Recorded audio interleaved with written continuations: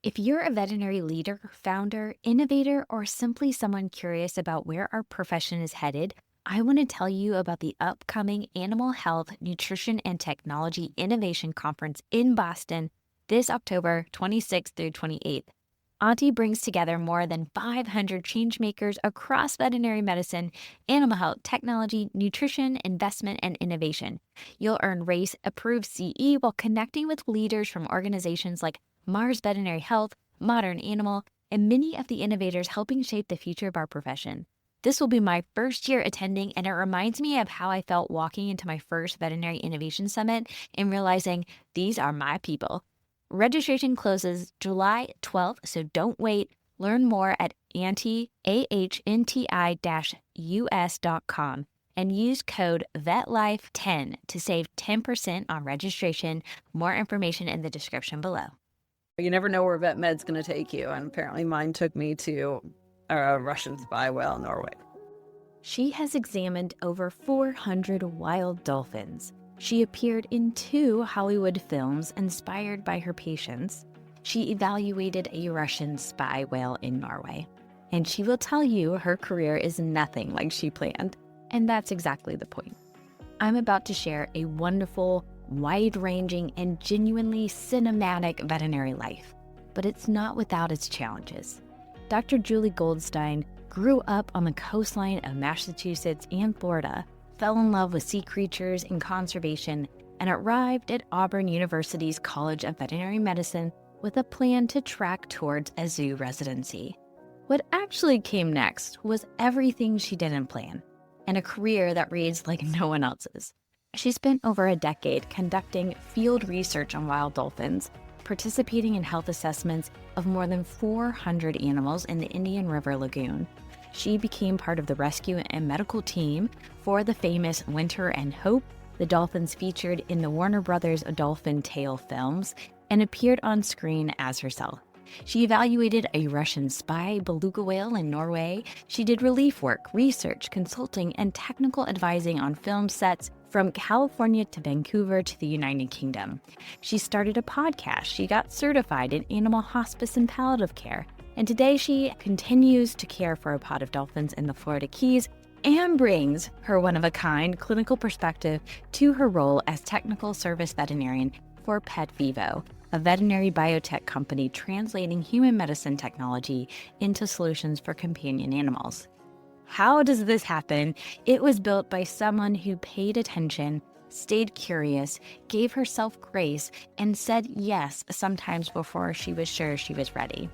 In this conversation, Dr. Juli shares the story behind the career, her lessons, and why being the voice for the voiceless in any species, in any setting, has been the thread that holds it all together. Let's get to the conversation with Dr. Juli Goldstein. When did you know that you were interested in veterinary medicine? Well, I'm super excited to be here, and we have our Auburn connection, so War Eagle. And yeah, that's, I am the cliche answer to that question. So I knew I wanted to be a veterinarian from the day I could really talk and understand what that was. So I grew up with a German Shepherd, was my buddy. I would, back in the day, your parents would just let you out. I'd sit in the grass as like a 2-year-old with my, 90-pound German Shepherd. And that was my person. And so to this day, I still remember the day that we went to the vet clinic. He was getting older. I was maybe about 4 years old, maybe even as young as 3. And I wasn't allowed to go in the clinic, and they came out and didn't have my dog. And it turns out they had brought him there to be euthanized. And I didn't understand that, especially at that age. I mean, I think a lot of times we still don't understand it, but that was such a profound moment for me that I decided in that moment that I wanted to be a vet so no other animals would have to be put to sleep. Turns out, unfortunately, that's might be a big part of our career, but it changed my life. And from that moment on, that's all I focused on. That's all I knew. I started volunteering in clinics as early as they would let me. I think I was maybe 9 years old or something, cleaning cages. And I thought that was like a big deal. And if I did a good job, I was allowed to go into the treatment room. And so that kind of slingshotted me to being very focused on getting to the end point, which was getting my DVM. So that is a very short version of that story, but Yeah. Well, and I think when we initially spoke, you said that kind of early on, the image of being a veterinarian in general practice wasn't what you pictured for yourself. So as you were getting experience in clinic and just learning more and more as you grew older, what were you starting to form as what you wanted to do? yeah, it was really interesting. So as much as I've had dogs and cats my whole life, love small animal medicine. I've done a lot of small animal medicine, but I grew up first on the coastlines of Massachusetts and then in Florida. So I started getting exposed to a lot of environmental things and environmental animals and sea creatures and turtles and conservation. And when I was in high school, or even I think I was even in middle school, I went to summer camps that taught about conservation. One summer we had sea turtles that we raised and then released at the end of the season. And I started learning aspects of animal care that were very, I guess, unconventional, if you will, especially at that time. And so I started to develop a passion of, you know, it sounds silly, but, save the world, save the world's animals, the world's marine life, and educating myself and realizing that actually was a job, was a career. People typically think, oh, you're a marine biologist. Well, yes, but I wanted to be a doctor for the sea animals and for the oceans. And so that also kind of altered my career path and journey as I went up and through high school and then to college and veterinary school. But with that said, I still recognize, especially as I became educated in our veterinary practice, that core, whether it's small animal or large animal, core medicine, internal medicine, diagnostics, all of that was equally as important to know so then I could serve the elephants in the room, as we like to say in the vet world, or serve the different species, because as far as we've come with our education and knowledge of, say, marine creatures, there's so much we still don't know that we pull from small animal, equine, even human medicine at this point. So it was a nice way, I think, to embrace the science and the medicine to help a species that I became very passionate about. Yeah, and I think I've heard some people too that started by saying they wanted to be a marine biologist, but what a marine biologist does and what a veterinarian does is very different. So So you different. start to really understand, oh, maybe not exactly what I Right. thought. Yeah. And then you had mentioned you did programs like Marvet and like I think it was EcoVet, Yeah. which I also participated in. When did you get involved in those types of programs? So when I got into veterinary school, I had this plan, right? So I was going to do a small animal internship and then plan. We laugh in the vet, especially veterinarians, like, oh yeah, you had a plan. I give life in general, but I had the plan to do a small animal internship, then a zoo internship, then a zoo residency, and whatever came next. And that was kind of like I knew those were things. What I didn't know is that there were these summer kind of extended training program. So I was in a pre-vet club meeting and somebody came to speak to us about Marvat. And I was like, wait, they actually have this. Like I kind of knew I wanted to do, but they have like, you can get focused training on this. I was like, oh yeah, sign me up. Summer in Hawaii, Sarasota. So no, so I didn't know those things really existed until I was in veterinary school, and like yourself, going to school in the middle of Alabama and having an interest in sea creatures seemed a little odd, but because Auburn is as wonderful as it is, they were very supportive of me pursuing those. And I think I was one of the first students ever to really do that. So I became way more jazzed about seeing marine veterinarians and training under them. I think I was like first or second year vet student when I had that opportunity, and I was like, done. That's it. This is what I need to do. Yeah, it's hard to find these opportunities to get hands-on, especially on the medicine side of things. Mm-hmm. I did a lot of searching for internships and Yeah. rotations to get experience, and I found them. But for some of them, I spent very little time with the actual veterinarian. It was, which I still enjoyed it, but it still was a lot of cleaning up poop and preparing fish. And I mean, that's kind of all of it. But I'll say this, especially if you've got listeners that are vet students or thinking about these things. So at Marvet, I met a very well-known, one of the grandfathers of marine mammal medicine named Dr. Jay Sweeney. And he basically said, oh, you should come to Hawaii and train with me next summer. So this was after I did Marvet. And I was like, really? And I misspoke. So Marvet was in Florida. But anyway, so in that Marvet, I met this veterinarian and I said, okay, what do I need to do that with you? He said, well, I'm very busy. Just remind me and, remind me periodically as it gets closer and that you want to do this and we'll make it happen. I kid you not. I think I emailed him or called him almost weekly for months because that's what he said to do. And guess what? Because of that, I had one of the best summers of my life where I was training with 3 different marine mammal vets, learning the ins and outs, actually doing diagnostic samples. I ended up doing an ultrasound project that became my CPC, or they call it something different, but my senior case presentation was on a dolphin in vet school. And that was because of this veterinarian that I was persistent and he, I did what he asked. If he told me to lay back, I would have, but it was basically like, all he did was say that one thing and I could have just forgotten about it or sent an email. He doesn't respond, but it was that persistence that allowed me to have those opportunities. it definitely takes a lot of proactive work. Yes. Recognize that the effort that you put into things like that, people do recognize. So having those experiences, and it sounded like you were really building a really good network of people who are actively in this as a career.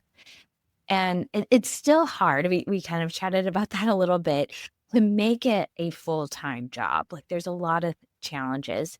So as you graduated vet school, what was your next step? How did you find your first job and how did you organize life as a veterinarian?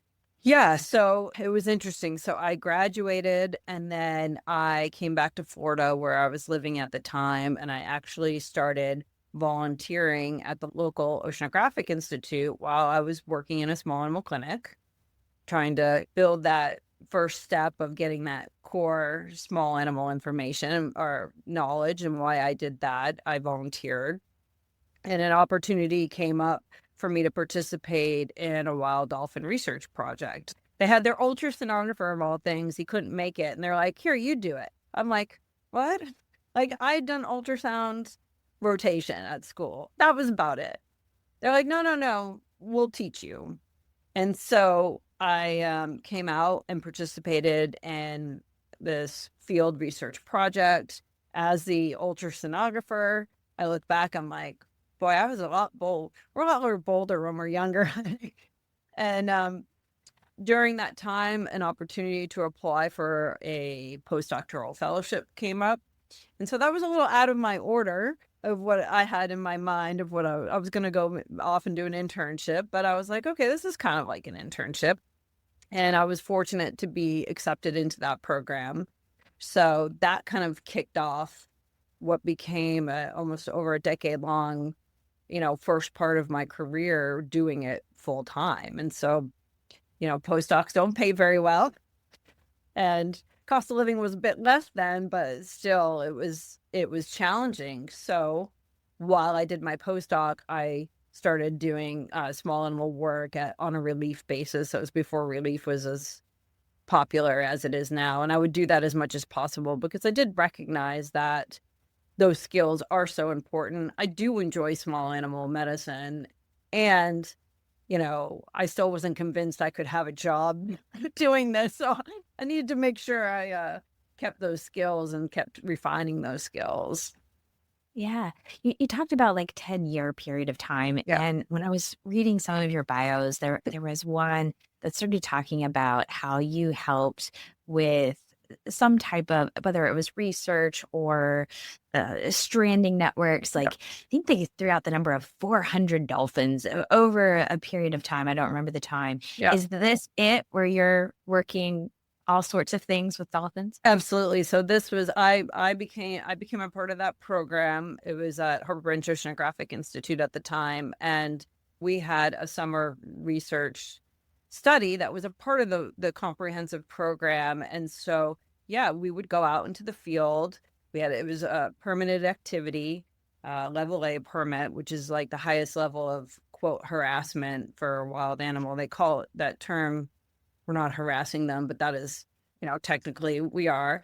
And basically, we would go out and conduct a Mayo Clinic type examination. So we would net the animals, pull them onto a boat, which was like a floating exam room, if you will, and they would get a full exam, blood work, they'd get ultrasound, we'd pull a tooth.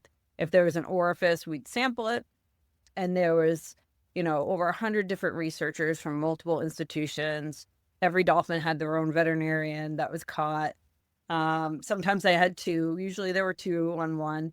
And they were out of the water for about 35 to 40 minutes top. And then they'd get released and then followed and tracked. And so that study equated to over 400 animals over that period of time that we knew up in the Indian River Lagoon. And so it was pretty remarkable, and it also teaches you a lot about wild animals and what they'll tolerate versus animals in managed care, which I also do, who don't tolerate things.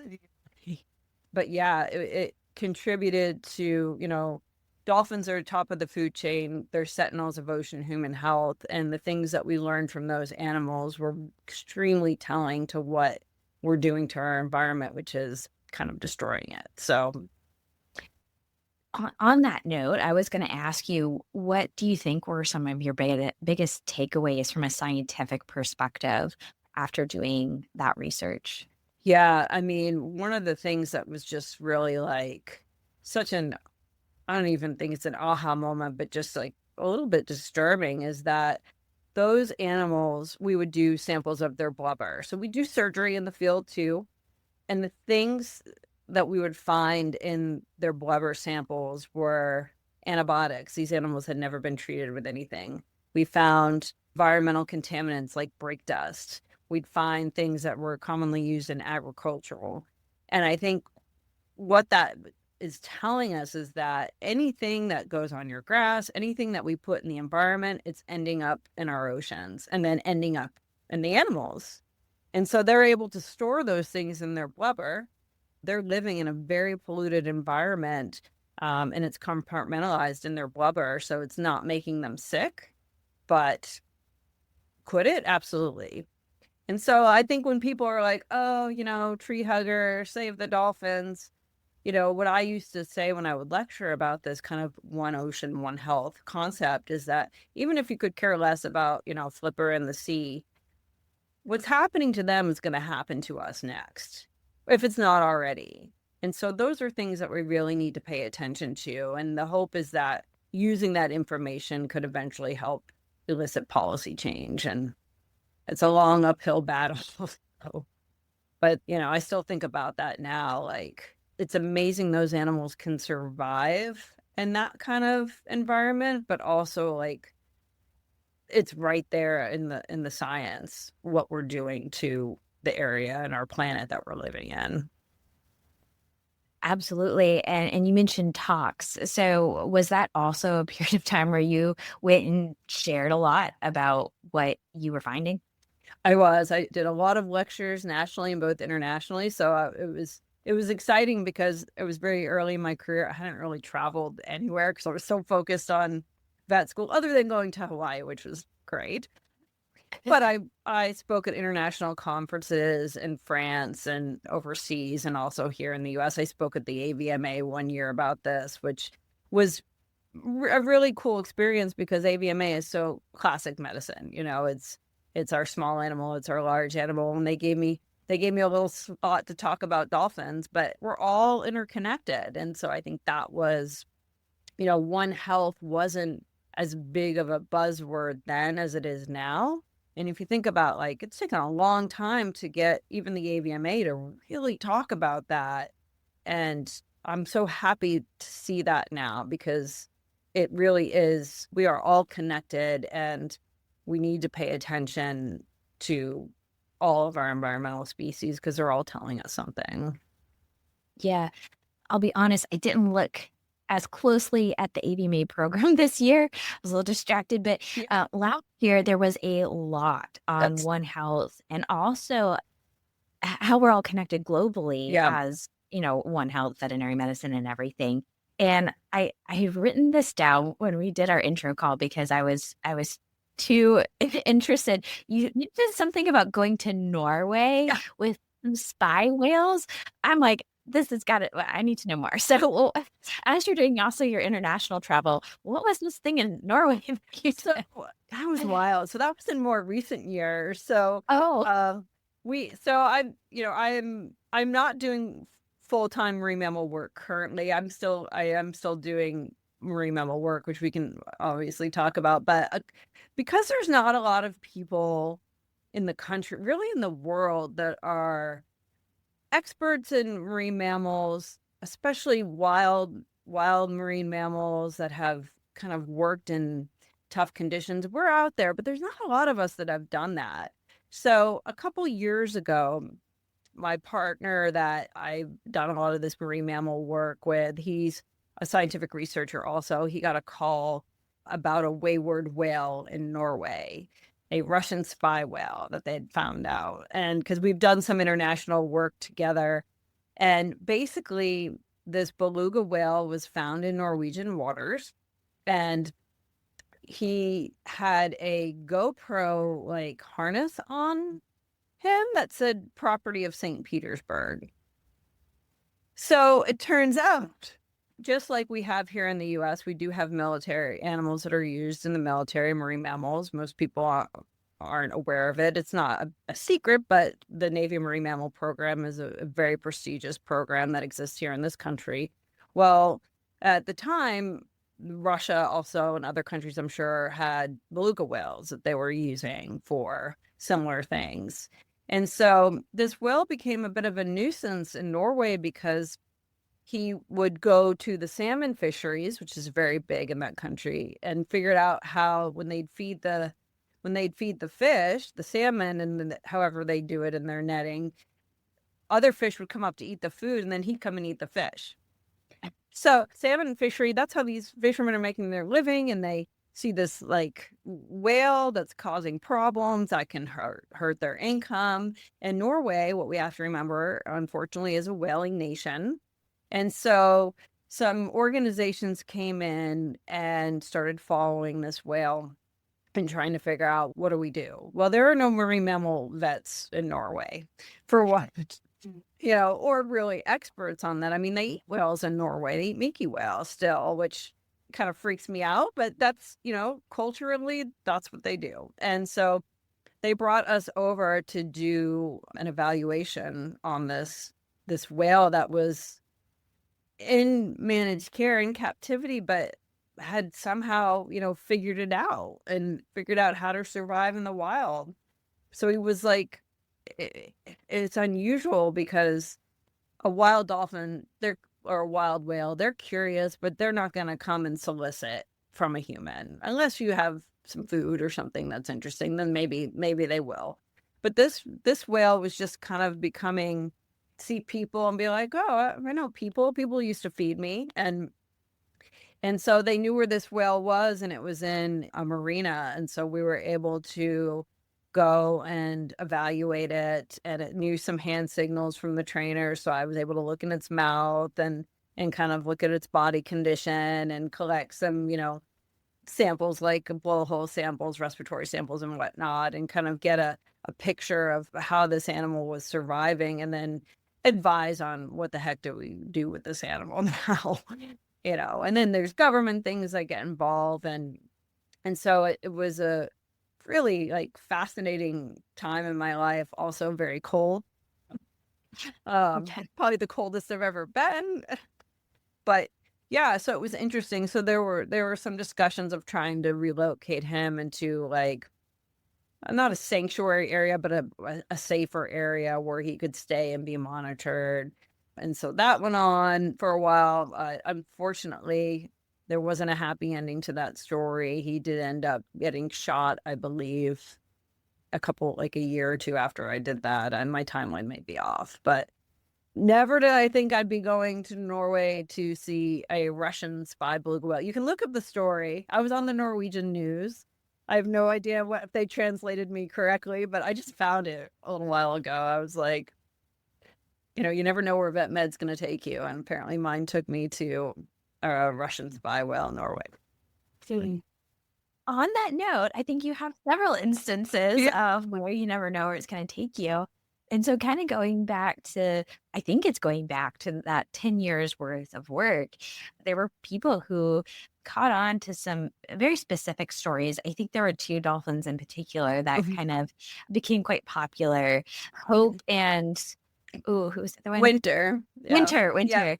And so I know, especially locally, they were kind of famous dolphins, but the story got caught and they wanted to turn this into a movie. And so actually 2 movies, Yeah.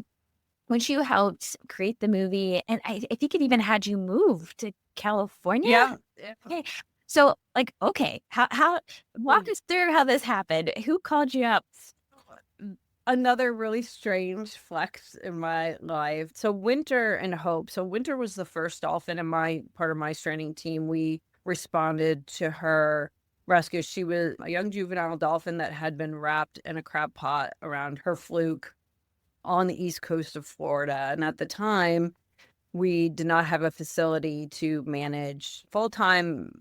Baby dolphins are 24/7, just like a human, and they're also non-releasable. So unfortunately, at the institution where I was, we had gotten hit by 2 back-to-back hurricanes, which destroyed even our triage pool.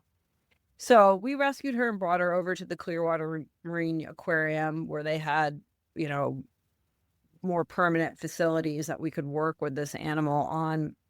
And we worked with their team to help rehab this animal. And as that went on, pieces of her tail kept falling off. She had ischemic necrosis to the area. So fast forward, she lost her tail. And I will say, it was a team it was all hands on deck. So probably 5 or 6 veterinarians, Dr. Mike Walsh, who's another icon in the marine mammal world. He was there helping myself, my boss, our team. It was definitely a group effort for her medical care. And a human prosthetic company reached out to say, hey, what about, could we build her a tail?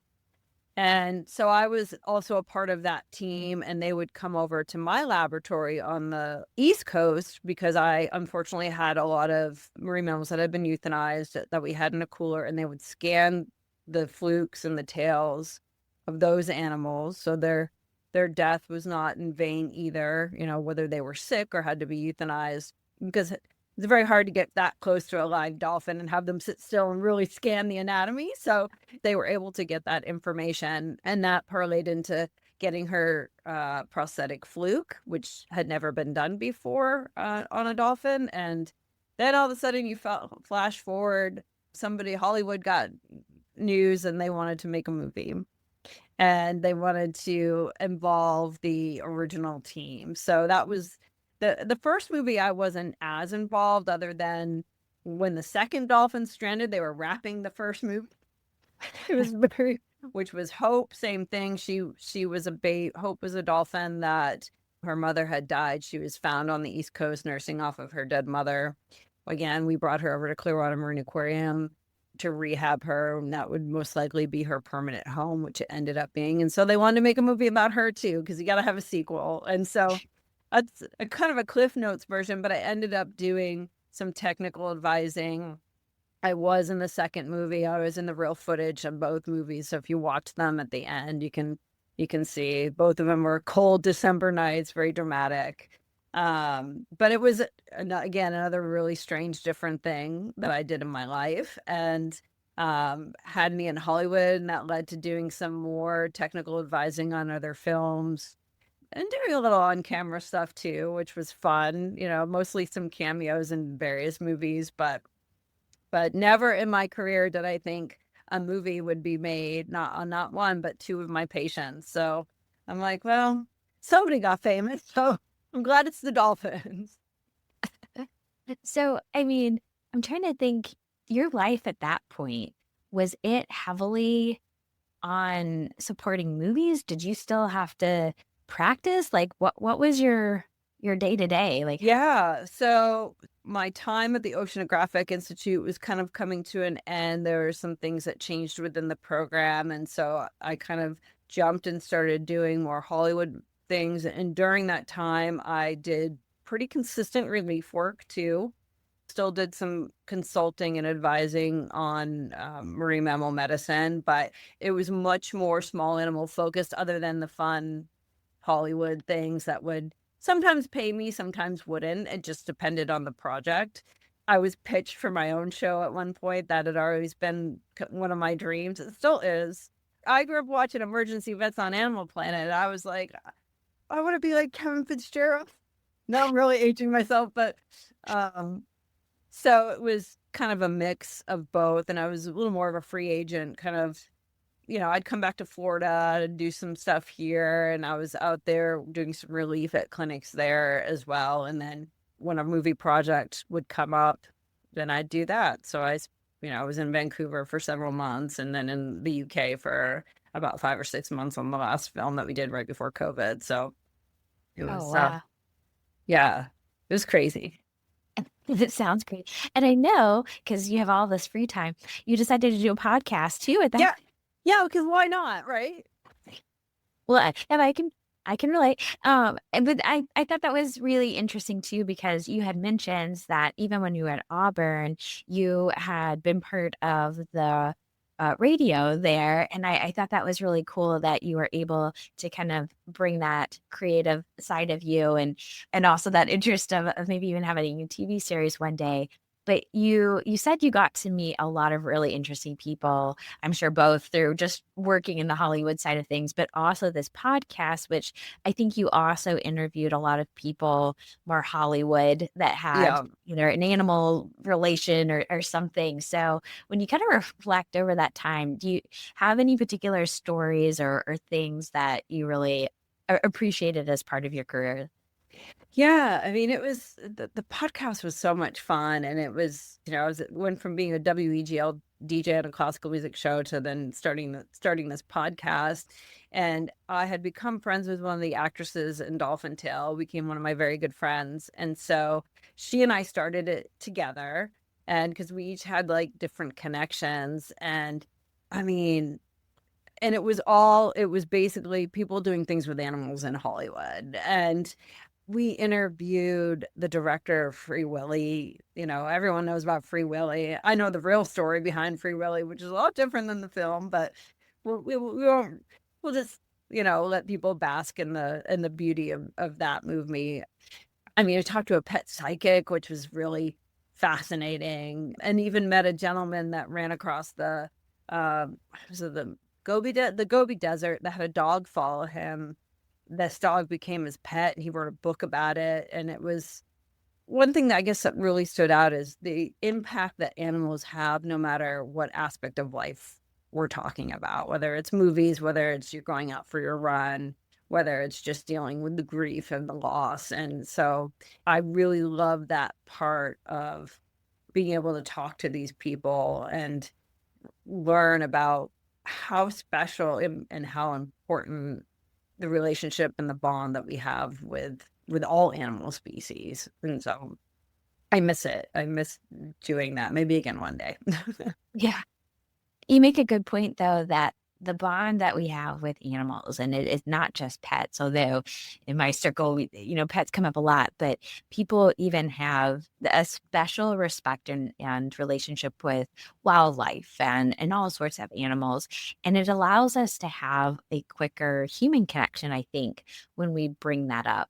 So that is really neat that you're able to see that from wildlife, on boats. Yeah. All day to a Hollywood TV set or movie set. So that's really cool. Yeah. I mean, the human animal bond I just got my certification in that too. I saw And that. it's important. in all aspects. And something we need to pay attention to. And I think as veterinarians, we know that acutely well, and pet owners alike. So finding that commonality and that connection, I think, can make us better veterinarians, but also better humans in general. So Yeah. And something else that I kind of noticed as you were talking, and I mean, even in a small animal clinic setting, everything we do is very teamwork based, oh right? yeah. Like everybody has their roles, we all come together, and when you know your team well and the sync is well, like it's magic. Yeah. But I mean, when you're pulling dolphins on a boat and having to do physical exams and rescuing dolphins, like there's so much teamwork that goes into that. Is that something that you appreciated a lot? Did you like that teamwork aspect? I mean, absolutely. I mean, whether you're talking about like a little chihuahua in a clinic or a massive 500-pound dolphin, I mean, is a chihuahua gonna cause you to go in the hospital? Actually, maybe. But I mean, I, I might need to rethink that. But when you're talking about the teamwork, so I'll use the dolphin example first. I mean, you know, this is a wild animal.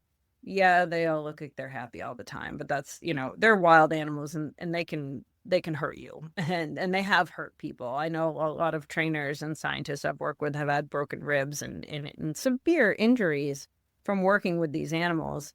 But having that team together where everybody has their role and communication, and I think that can apply in the small animal world as well. Your technicians are keeping you from getting bit. Usually it's the vet causing someone else to get bit, but ultimately it's essential to make sure that the animals are safe, that everyone's getting what they need, and that ultimately you're working together for the health of the animal. And without the teamwork, it's, people get hurt, things don't go right, and it can be dangerous no matter how big the animal. This is this lifestyle sounds like a lot too. All these things that you're doing that we've Yeah. talked about so far. But if you think about what you enjoyed the most and a value, a part of the work that you could carry forward, no matter what the how was, if that makes sense, like Yeah. your why. Like, what was it that you think was the biggest things that you were learning about yourself and what you learned about work? Yeah. Oh, that's a tough question. I think in general, and this could apply to even what I'm doing currently, is what I enjoy the most is being able to be that voice for the voiceless. So it sounds so simple and cliche, but animals tell you things, but not everybody knows how to listen, or no, not everybody knows. Maybe they don't have experience with that dog or that horse or that dolphin, but this career, this degree of being a veterinarian really allows you to do so much. And it teaches you how to be more observant in your everyday life. And for me, I grew up, there was this woman that would go on like one of the late night shows, I think Joan Embry. She was not a veterinarian, and she would sit there and have these exotic animals and teach the audience about them, things that you would never know. And I saw that, I'm like, I want to be just like her. I said that a lot in my life, I think. And having the privilege of being a veterinarian and working with whatever species it is, and being able to help another species that cannot communicate freely with you, I think has been one of the most profound and most, I guess, valuable things that I'm most proud of, and a privilege that I'm honored to do every day. And so when things get hard, I have to remind myself that I'm there for them ultimately, and what a unique way to go through life and to be able to communicate with another species. Yeah. And that can translate in a lot of different ways. You also, I think, love to learn based off your a lot of different Yeah. things that you have done along the way, everything from ferrets to end of life care for Yeah. pet, all sorts of things. I think you have a personal story too that also connected you back without the loss and the grief. Yeah. And I don't this you talked about losing your dog in vet school, but Mhm. that's different than the German Shepherd, right? Because you said Yeah. that Yeah. passed away back in like when you were 3 or 4. Yeah. Yeah. So what kind of was the circle moment there with thinking back to your dog from vet school? Yeah, that was so we all have like our soul dogs, although I don't like to play favorites with my dogs. But my vet school dog, everybody had one of those, their pet that kind of got them through, and that dog got me through, the hardest what I thought were the hardest 4 years of my life. Then adulthood happened. But I had him all through vet school and afterwards, and he was diagnosed with cancer. And that was my first time as an adult pet owner, when I wasn't in school dealing with my own pet. And it profoundly changed my life. I like to say that was the first time I was on the other side of the exam table. So, and I learned, like most of us in the veterinary world, learned that trying to be a veterinarian for your own pet is nearly impossible unless it's something very basic. And so there were a lot of things that I recognized where I felt there was a need where uh, I don't know, lacking, but maybe lacking. Emotionally, I didn't know how to handle the grief. I didn't know what to do with those emotions because my doctor brain was trying to take over my pet owner brain, and when those two cross, it's very confusing. And I would find myself, I mean, I still cry to this day. I'd find myself crying at very random times, but I think we're better now as a society. But even then, it was like grieving a pet or a dog was not something openly talked about. And it was kind of like, oh, yeah, it's sad. Your dog died. And I realized that there was a very strong need for that kind of grief support, that end of life care, dealing with those emotions also. And so I was like, I wonder if this is a thing. Hospice and palliative care is a thing in human medicine, but especially at the time, it was not talked about. It was in veterinary medicine or animal medicine too. So I started investigating. I found a group that I looked into. I started my own nonprofit that I haven't done a lot with because, time. But when you're hearing about it a lot more now. I mean, we're all very familiar with like Lap of Love and those types of organizations, but the International Association for Animal Hospice and Palliative Care exists, and they have a certification, which I, only in recent years decided to do, not knowing what I would do with that, but knowing it was so important for me as a pet owner, but also as a veterinarian to have that knowledge to help other pet owners and clients because it's just still there's a bit of a stigma even now when you talk about pet grief. Like, we don't get bereavement time for pets, although some companies do now. I think it's a growing area, and I think it's a place where I can contribute because it's so much affected me in my life. And I have that unique perspective where, yeah, I'm the doctor that's doing the euthanasias, but I'm also the pet owner that's can't speak because I can't imagine my life without this animal. Kind of going back to what I was saying on how we can connect in a unique way when it's around the human animal bond, being able to take a course like that or certification, excuse me, Yeah. and understand maybe everything from the human side of the experience, you can better connect and support people. And honestly, when people know you're a veterinarian, like you're suddenly theirs. Like Yeah.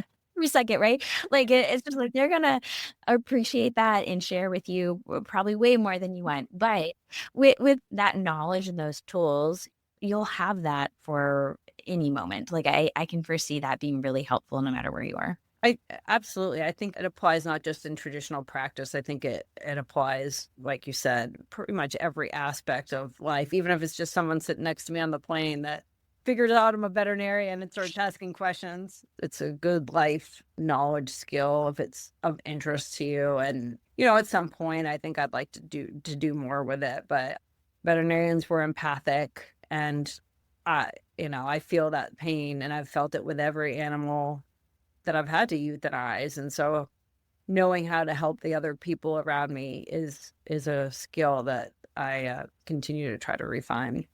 Yeah. And I don't know if everyone understands too, like for the people who work with wildlife or zoo or marine, the trainers or keepers or whatever their titles are, they fall in love with their animals too, just like a 100%. pet parent. And so when there is a loss of an animal or you're having to consider end of life decisions for those animals, like everybody emotionally also feels it there too. So again, it's across the animal health world. It things apply. There's a lot of emotions because people get into the field. If they're working with an animal, they have probably gotten into that field because they love animals Absolutely. for any other reason. So it is emotional because we Yeah. put so much of ourselves into it. And I think the wisdom that you have gained from that, that will definitely be helpful. It certainly has thus far, and I'm hoping it will continue to be too, because you're exactly right. These animals are part of who they are too. And so helping them through that transition is something that I hate to say I enjoy doing it, but I'm grateful that I have the knowledge and the skills to at least help. It's rewarding. It's Yeah. rewarding. Yeah. Yeah. Enjoy is a Enjoy weird is like, word. no, I don't ever want to have to be in that position, but if I have to be, at least I feel like I can contribute and shepherd them through that. Yeah. In addition to the many things on your CV and the things that you're involved in all at the same time, because again, it's like you still have all of these. You still are a veterinarian for a potted dolphin, and then you also have more of an industry job. So Yeah. you're a veterinarian with a company, Pet Vivo. So how did you discover Pet Vivo, and what do you do there? I'm sure still combining a lot of the things that you have learned over the years.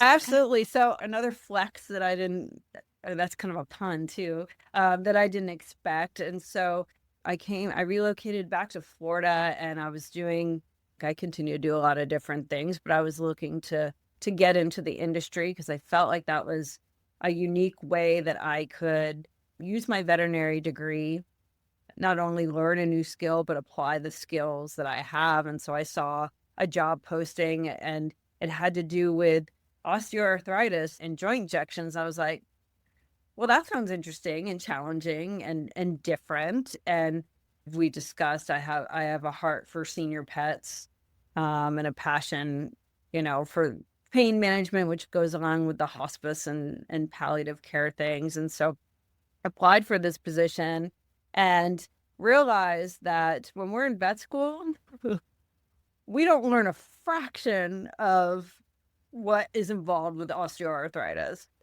I mean, I had a lot to contribute to this job, but also like I have learned a ton about how complicated that disease is. It is not just an old dog disease, and so many of our animals and people suffer from it.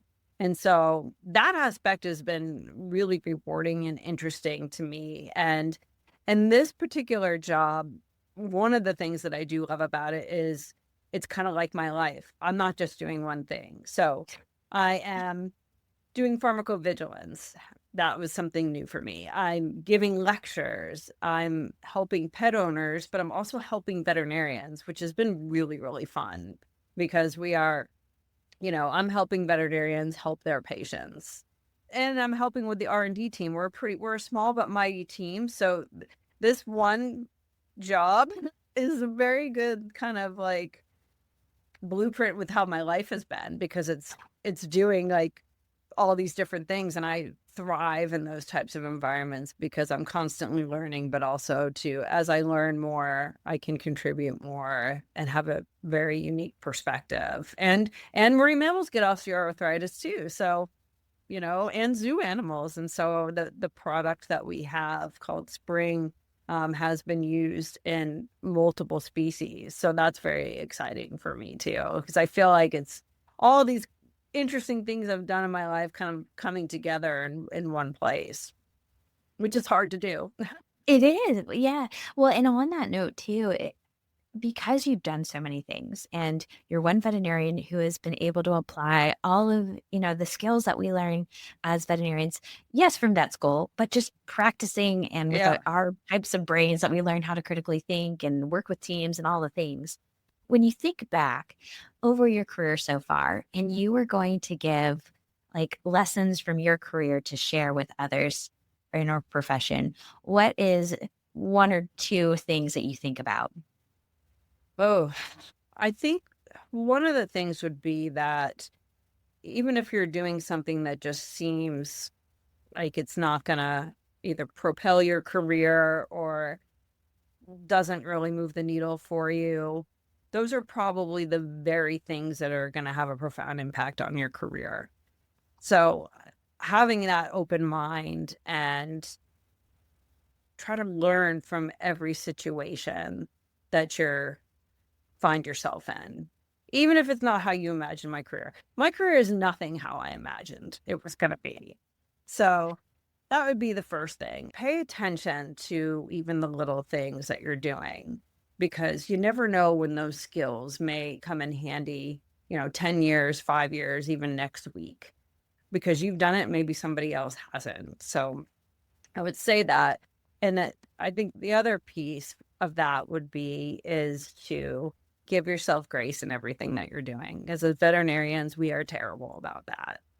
And we're fortunate that there are resources like NAMV. I've talked to them quite a bit before, but we are so hard on ourselves as veterinarians because we're driven, because vet school is really, really hard.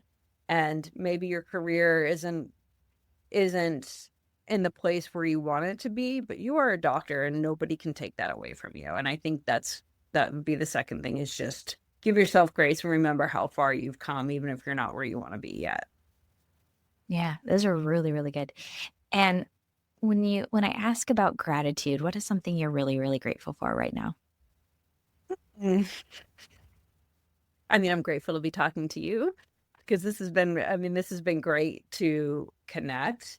I'm grateful that I have a profession that I can do so much with and ultimately make a difference. And the day to day and the work stress that we all experience, coming back to that is been very important for me personally. I mean, because of this, I know how to handle my senior fat diabetic cat I have in my house.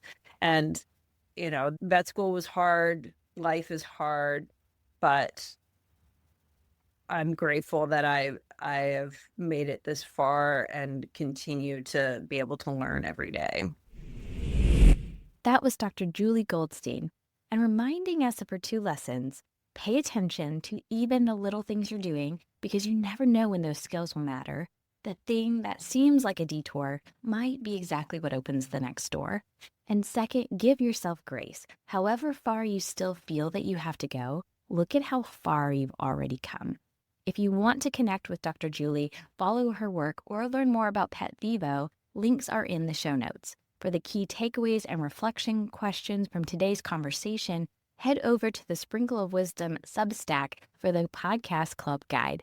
Please subscribe and share this episode with someone in veterinary medicine who might appreciate Dr. Juli's experience and wisdom. And until next time, keep reimagining what's possible in veterinary life.